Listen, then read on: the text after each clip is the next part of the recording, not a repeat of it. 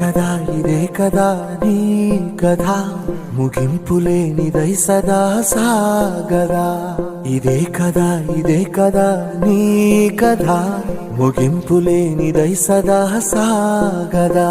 నీ కంటి రెప్పలంచున మనస్సు నిండి పొంగిన ఓ నీటి బిందువే కదా నువ్వెతుకుతున్న సంపద ఒక్కొక్క జ్ఞాపకానికి 100 ఏళ్ల ఆయువుందిగా ఇంకెన్ని ముందు వేచనో అవన్నీ వెతుకుతూ